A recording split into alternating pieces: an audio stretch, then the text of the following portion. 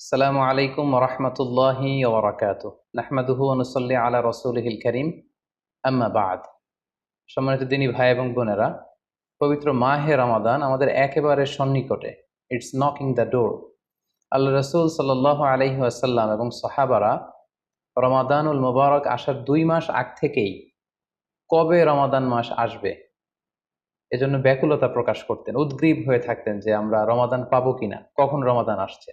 এবং ওনারা পড়তেন আল্লাহুম্মা বারিক লানা ফি রজব ওয়া শাবান ওয়া বাল্লিগনা রমাদান। অর্থাৎ হে আল্লাহ, আপনি রজব এবং শাবান মাসে আমাদের বরকত দিন এবং রমাদান পর্যন্ত আপনি আমাদেরকে পৌঁছে দিন। আমাদের সালাফরা রমাদান আসার 6 মাস আগ থেকে, অর্থাৎ একটা বছরের 6 মাস ওনারা অপেক্ষা করতেন কবে রমাদান আসবে, উদ্গ্রীব হয়ে থাকতেন, ব্যাকুলতা প্রকাশ করতেন। আবার রমাদান মাস চলে যাওয়ার পরে বছরের বাকি 6টি মাস এ রমাদানে ওনারা যে সমস্ত এবাদত করেছেন সেগুলো আল্লাহ তাআলা কবুল করলো কিনা এ নিয়ে পেরেশানিতে থাকতেন। বাকি 6 মাস দোয়া করতেন যে আল্লাহ, রমাদানে যে সমস্ত এবাদত আমরা করেছি এগুলোকে তুমি কবুল করে নাও। এই পবিত্র মাসে আল্লাহ তাআলা আমাদের আল্লাহ সচেতনতা বৃদ্ধির জন্য এ মাসে আমাদের জন্য সিয়ামকে তিনি ফরজ করেছেন। আল্লাহ তাআলা ইরশাদ করছেন, ইয়া আইয়ুহাল্লাযীনা আমানু কুতিবা আলাইকুমুস সিয়াম কামা কুতিবা আলাল্লাযীনা মিন ক্বাবলিকুম লাআল্লাকুম তাত্তাকুন। অর্থাৎ ওহে বিশ্বাসীরা, সিয়ামকে এ রমাদান মাসে তোমাদের জন্য অবধারিত করা হয়েছে, যেমনি ভাবে তোমাদের পূর্ববর্তীদের উপরও এই সিয়ামকে অবধারিত করা হয়েছিল, যাতে করে তোমরা আল্লাহ সচেতন হতে পারো। এই আয়াত থেকে বোঝা গেল এই পুরো রমাদানুল মুবারকে যে আমরা সিয়াম উদযাপন করি বা সিয়াম পালন করি, এই সিয়াম বা রোজা পালনের মূল উদ্দেশ্য বা প্রাইম অবজেক্টিভ হচ্ছে আল্লাহ সচেতন হওয়া। এই সিয়াম আমাদেরকে আল্লাহ সচেতন বানায়। এই সিয়াম আমাদের মধ্যে এই ফিলিংস, এই ভাবনা, এই চিন্তা বা এই চেতনাটা নিয়ে আসে যে আমরা এটা ভাবতে শুরু করি যে Allah is watching me, Allah is observing me, আল্লাহ আমাকে দেখছেন। এই চিন্তাটাকে, এই সেন্সটাকে, এই ফিলিংটাকে ডেভেলপ করার জন্যই আল্লাহ তাআলা এই মাসে সিয়ামকে আমাদের উপর ফার্জ করেছেন, এবং সেটাই আল্লাহ এই আয়াতের শেষাংশে বলছেন লাআল্লাকুম তাত্তাকুন, যাতে করে তোমরা আল্লাহ সচেতন হতে পারো, যাতে করে তোমরা গড কনশাস হতে পারো। আমরা যখন সিয়াম পালন করি আমরা তখন ক্ষুধার্ত, আমরা তৃষ্ণার্ত, ঘরের ভেতরে আমরা চাইলে কেউ নেই, কেউ আমাকে দেখছে না, আমি চাইলেই খেয়ে ফেলতে পারি, আমি চাইলেই কিন্তু পান করে আমার তৃষ্ণা মেটাতে পারি, কিন্তু আমি খাচ্ছিও না, পানও করছি না। কারণ আমি এটা ফিল করি যে কেউ দেখে না কিন্তু আল্লাহ দেখে। পৃথিবীর কেউ আমাকে দেখছে না, দরজা বন্ধ করে, জানালা বন্ধ করে, ফ্রিজ থেকে ঠান্ডা পানি বের করে, শরবত বের করে আমি কিন্তু ঘরের ভেতরে যখন একা একা থাকি আমি খেয়ে আমার তৃষ্ণা নিবারণ করতে পারি। কিন্তু এটা আমরা কেউই করি না, কারণ আমরা ফিল করি যে পৃথিবীর কেউ যদি নাও দেখে, আল্লাহ সুবহানাহু ওয়া তাআলার চোখে কিন্তু আমরা ফাঁকি দিতে পারছি না। হি ইজ ওয়াচিং মি, তিনি আমাদেরকে দেখছেন। তাহলে সম্মানিত দিনী ভাই এবং বোনেরা, এই সিয়াম আমাদের মধ্যে আল্লাহ কনসিয়াসনেস, আল্লাহ সচেতনতা এটা ডেভেলপ করে। পাশাপাশি সিয়ামের মাধ্যমে আমরা আমাদের প্রবৃত্তির উপর নিয়ন্ত্রণ অর্জন করি। গোটা বছর প্রবৃত্তি আমাদেরকে নিয়ন্ত্রণ করে, সারা বছর প্রবৃত্তি আমাদের উপর জিতে, আর আমরা এই রমাদান মাসে প্রবৃত্তির উপর জয়লাভ করি। যেমন পুরো বছর ব্যাপী আমার যখন ক্ষুধা লাগে আমি খাই, তৃষ্ণার্ত হলে পানি পান করি, আমার কামনা জাগলে সেই কামনা আমি পূরণ করি। কিন্তু রমাদানে ক্ষুধা লাগলে কিন্তু আমরা খাই না। তৃষ্ণায় গলা ফেটে যাচ্ছে, তৃষ্ণায় গলা কাঠ হয়ে যাচ্ছে, কিন্তু এক ফোঁটা পানি আমি পান করছি না। সিয়াম পালন করা অবস্থায় দিনের বেলা আমরা যারা বিবাহিত, আমাদের স্ত্রীদের সাথে অন্তরঙ্গ মুহূর্ত আমরা কাটাচ্ছি না। তার মানে আমার যেটা মন চাচ্ছে, আমার যেটা ডিজায়ার, আমার যেটা ডিমান্ড, সেটা আমি ফুলফিল করছি না, অর্থাৎ আমার প্রবৃত্তিকে আমি নিয়ন্ত্রণ করি।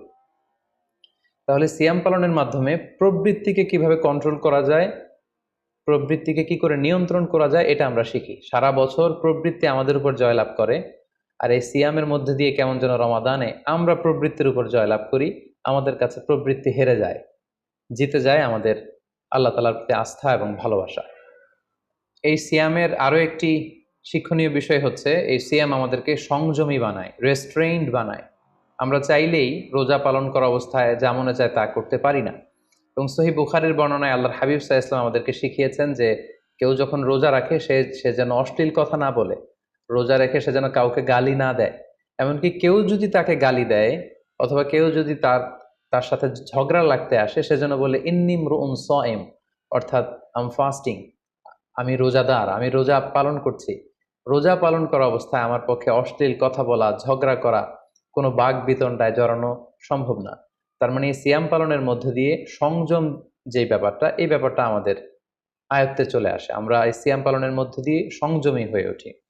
পাশাপাশি যারা সিয়াম পালন করছে তাদের জন্য আল্লাহর হাবিব সাল্লাল্লাহু আলাইহি ওয়াসাল্লাম ঘোষণা দিয়েছেন যে কিয়ামতের ময়দানে বিচার শেষে তারা যখন জান্নাতে ঢুকবে, রোজা পালনকারীদের জন্য আল্লাহ তাআলা একটি স্পেশাল গেট রেখেছেন যেটার নাম হচ্ছে রাইয়ান। এবং এই রাইয়ান গেট দিয়ে রোজাদাররা ছাড়া কেউ প্রবেশ করতে পারবে না। সুবহানাল্লাহি বিহামদি। আর একবার এই রাইয়ান দরজা দিয়ে যে ব্যক্তি ঢোকার সুযোগ পাবে জান্নাতে, he will never be thirsty again. সে কখনো আর তৃষ্ণার্ত হবে না, চিরকালের জন্য তার গলা থেকে তৃষ্ণা হারিয়ে যাবে। পাশাপাশি আল্লাহ তাআলা ইরশাদ করছেন যে সব আমলগুলোকে সওয়াব বাড়ানো হয় এবং সওয়াবের প্রতিদান বান্দাদেরকে দেয়া হয়, কিন্তু এই সিয়ামের ব্যাপারটা ভিন্ন। এর প্রতিদান আমি আল্লাহ নিজ হাতে দেব। আরেক বর্ণনা এসেছে এই সিয়ামের প্রতিদান আমি নিজেই। আমরা যদি একটু খেয়াল করে দেখি যে রমাদানুল মুবারাকে আমরা যত নেক আমল করছি বা সৎকর্ম করছি, এগুলোর সওয়াবগুলোকে কিন্তু জ্যামিতিক হারে বাড়ানো হয়। দ্য রিওয়ার্ডস অফ আমাল is multiplied in this blessed month of Ramadan. এ মাসে আমরা একটা নফল আবাদত করলে সেটা ফরজের সমান সওয়াব দেওয়া হচ্ছে। একটা ফরজ আবাদত করলে সেটা 70 থেকে 700 গুণ সওয়াব দেওয়া হচ্ছে। এ মাসে উমরা করলে সেটা হজের সমান সওয়াব দেওয়া হচ্ছে। অর্থাৎ অর্থাৎ অন্যান্য মাসে আমরা যদি নেক আমল করি তাহলে সেটার সওয়াবকে বাড়ানো হয় গাণিতিক হারে, কিন্তু এই রমাদানুল মুবারাকে কোনো নেক আমল করলে এর সওয়াবকে বাড়ানো হয় জ্যামিতিক হারে।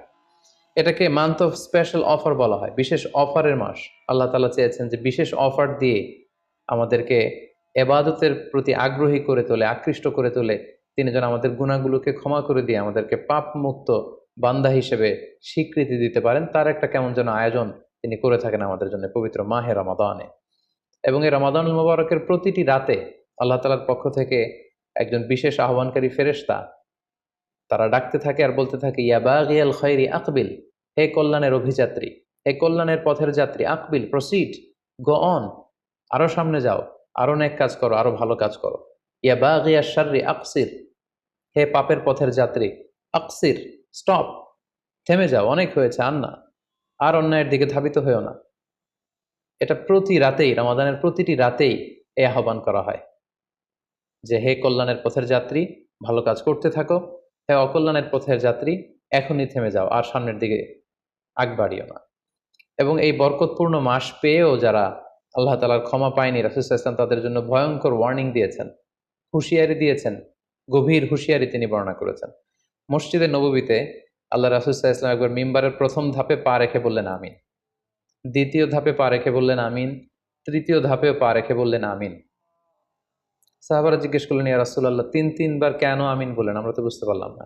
আল্লাহ রাসূল সাল্লাল্লাহু আলাইহি ওয়াসাল্লাম তখন বললেন যে এইমাত্র জিবরিল আমার কাছে এসে আমাকে শুনিয়েছে যে যে ব্যক্তি রমাদানুল মুবারক পেয়েও ইবাদতের মাধ্যমে আল্লাহর ক্ষমা পেল না, সে দুর্ভাগা, সে হতভাগা। আমি তখন বলেছি আমিন। তারপর জিবরিল বলল যে মা বাবা উভয়কে পেয়ে তাদেরকে সন্তুষ্ট করার মধ্য দিয়ে যারা আল্লাহর জান্নাতকে হাসিল করতে পারলো না, তারা দুর্ভাগা, হতভাগা। আমি বলেছি আমিন। তৃতীয় পর্যায়ে জিব্রাইল বলেছে যে হে নবী, আপনার নাম শুনবার পরেও যে আপনার উপর দুরূদ পাঠালো না, অর্থাৎ সাল্লাল্লাহু আলাইহি ওয়াসাল্লাম বলল না, সে দুর্ভাগা, সে হতভাগা। তখন আমি বলেছি আমিন। সম্মানিত সুধী, এই হাদিস থেকে আমরা বুঝতে পারি যে যারা রমাদান পেয়ে আল্লাহর প্রিয় ভাজন বান্দা হতে পারলো না, আল্লাহর কাছ থেকে ক্ষমার ঘোষণা পেল না, তাদের চেয়ে দুর্ভাগা এবং হতভাগা আর কেউ হতে পারে।